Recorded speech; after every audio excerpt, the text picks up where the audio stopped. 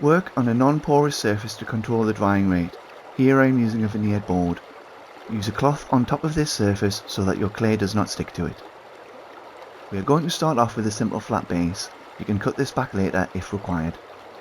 Press the clay flat with your hands first to minimise the rolling required. Finish off the flattening with a rolling pin and guide sticks to create your base.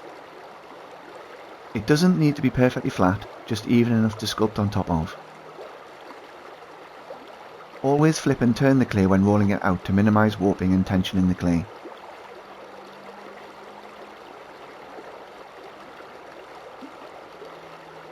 Remove any clay which overlaps the cloth onto the non-porous surface to avoid it sticking.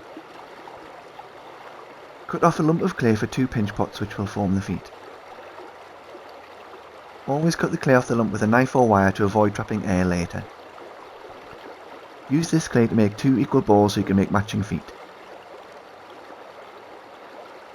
Simply nip off excess clay until you are happy that they are approximately the same size. Form the 2 lumps into balls so that you can create 2 equal pinch pots. Press your thumb into each ball and pinch the clay to thin the walls, focusing on even wall thickness. Leave the pinch pot walls thicker than usual so that you can sculpt into them if required. Flatten the rim of the pinch pot so there will be a good join with the base. Tidy up the rim before joining it to the base. Apply joining slip to the rim of the pinch pot so that it sticks to the base. Use a thick slip rather than a watery slip, as thick as possible while still being fluid. You could also paint slip onto the base, as this will strengthen the join and prevent air bubbles. Once the rim has a good covering of thick wet slip, attach the pinch pot to the base and repeat for the other foot. Blend the outside of the feet onto the base using a blending tool. Focus on a good join rather than neatness or detailing. This can all be added later.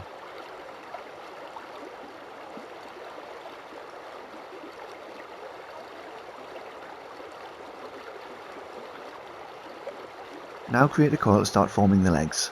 Form a basic sausage shape in your hands first. As this coiling is technical, it is probably best to use shorter coils, so simply split the clay if you need to. Lightly roll the sausage on a flat surface to create your coil. Make sure you complete a full roll or it will flatten.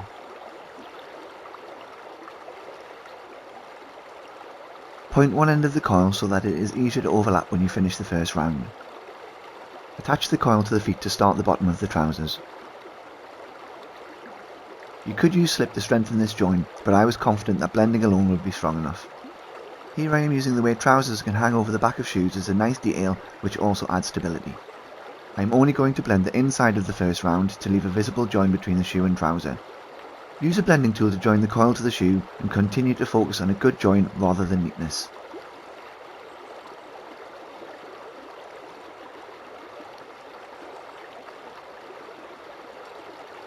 Once you get back around to the second layer, continue blending, but now do both the inside and the outside.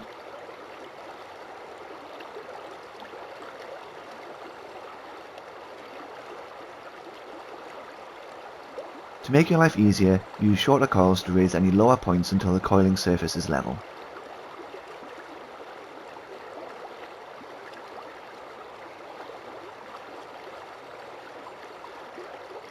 You can blend the clay with your fingers rather than a tool, but make sure you smudge the clay rather than trying to pinch it together. Now repeat for the other side. Continue coiling each leg as an individual tube. When using fingers to blend, I blend upwards with my thumb on the outside, and then downwards with my pointing finger on the inside.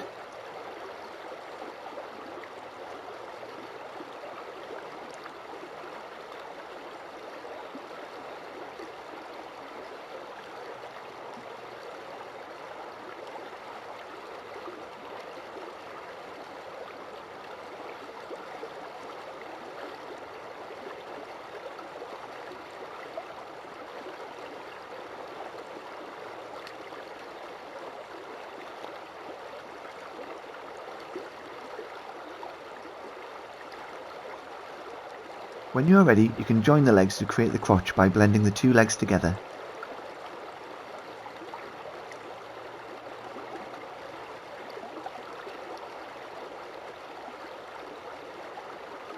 Continue coiling in a figure 8 to blend the leg join.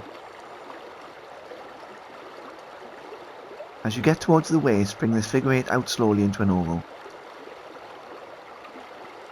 You can do some tidying up at this stage, but don't try to add too much detail in wet clay, we can do this later. Squeeze any excess clay back into a bowl and reclaim it for future use. Well done, you have completed stage 1 of coiling a standing figure.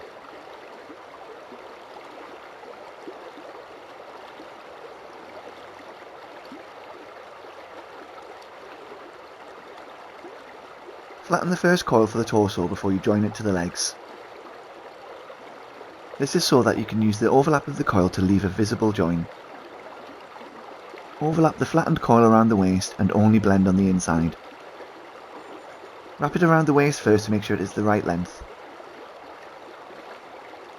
Simply pinch it off where the flattened coil meets itself, as you can blend this join in later. Use fingers or a blending tool to blend the inside of the flattened coil to the legs. Whenever you are blending only one side of a coil, make sure you blend well to create as strong a join as possible.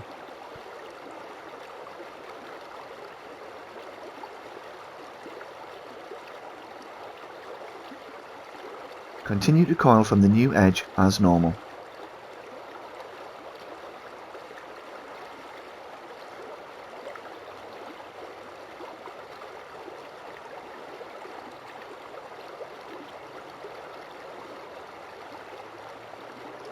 Try to consider the form as you build the figure upwards. Keep the back straight and bring the shoulders and chest in to create a circular opening for the neck. Once we have created a basic body, we can add the arms. You may need to build the arms up with coils to make them hollow. This will depend on the size of the figure. Try not to project the arms away from the body too much if possible. If you have to project the arms away from the body, support them as you build and remove extra clay at leather hard. Blend the coil onto the body as normal. Try to keep reflecting on the pose you are trying to achieve and make small corrections as you go.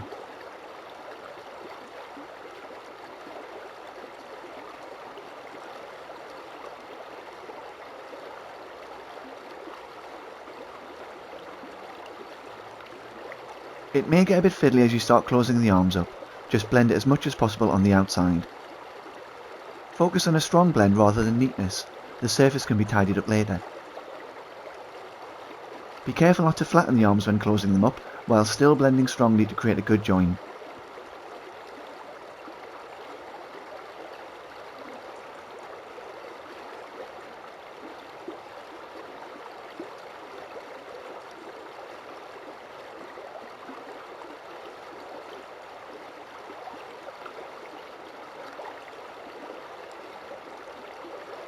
Whenever you are adding clay over clay, use slip as this will create a stronger join and displace potential air bubbles.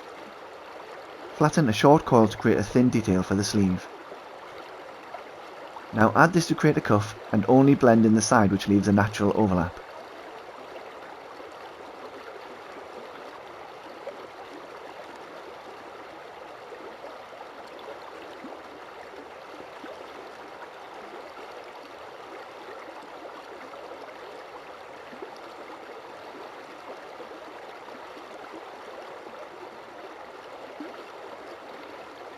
A stiff brush and slip is a good way to start smoothing the piece.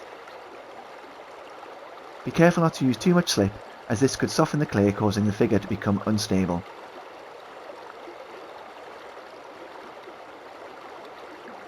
Well done, you have completed stage 2 of coiling a standing figure. I would suggest leaving the sculpture for a couple of hours open in the air, or overnight if bagged, for the clay to stiffen up. Be patient. Remember to tidy up as you go and maintain a clean, safe workspace.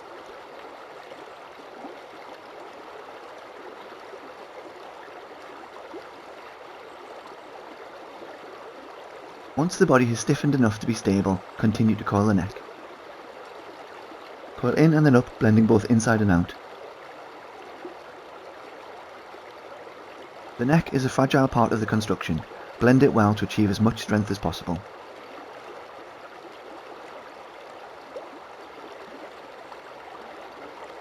You will need to make 2 pinch pots to form the head.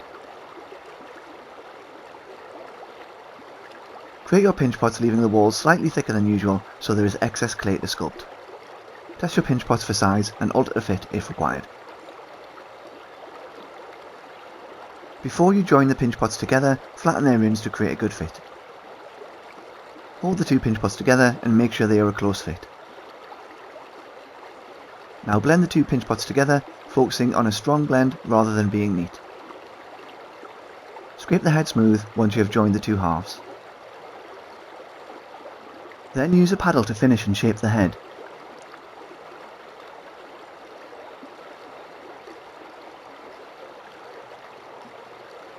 Flatten the bottom and back of the head and then try it out for size.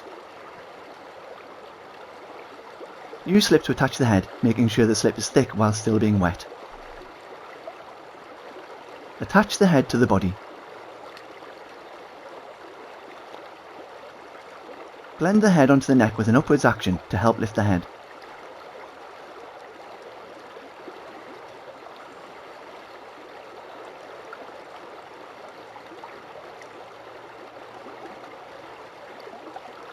Start trying to shape the neck and keep reflecting critically on the form and pose as you progress. Attach a thin coil with slip to create a detail around the neck. Now blend the coil on the lower side, leaving the other join visible. Constantly reflect and correct the form as you go, but don't get too focused on finished details yet. There are no right or wrong answers to sculpture. The following suggestions are guides rather than rules. I usually start by pinching in the eye sockets. Then add the bridge of the nose. I add the nostrils as small balls of clay which I blend into the bridge of the nose. Use small additions of clay to shape the head, such as building up the chin. The ears are flatter against the head than people often think. Consider carving back to create depth, rather than adding extra clay. Here I am carving back to create a beard detail.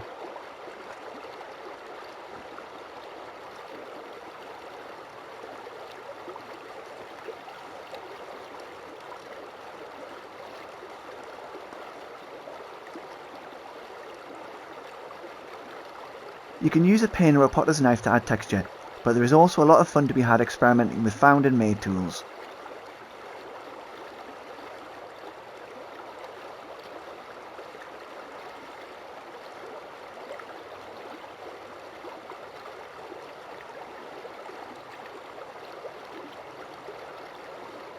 A sponge is good for additional support if the head requires it. Suggest the eyes rather than sculpting them, as achieving enough detail at this scale will be very difficult.